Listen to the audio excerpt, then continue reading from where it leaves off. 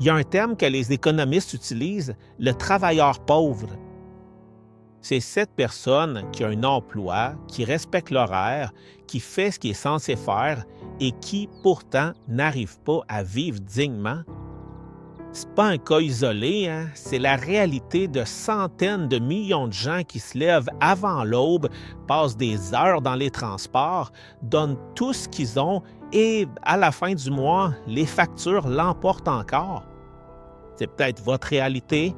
Vous faites tout votre possible et on dirait que ce n'est jamais assez. Et dans cette frustration qui s'accumule jour après jour, surgit une question qui va bien au-delà de l'argent.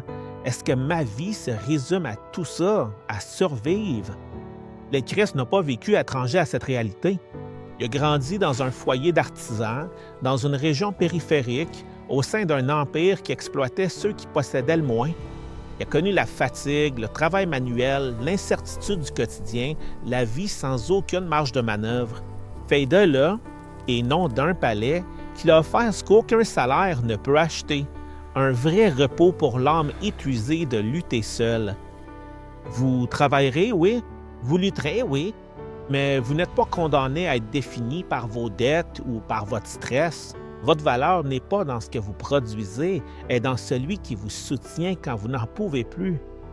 Ce sont des paroles de vie. C'est en vain que vous vous levez tôt, que vous vous couchez tard et que vous mangez un pain gagné avec peine, car Dieu en donne autant à ses bien-aimés pendant leur sommeil. Psaume 127, 2.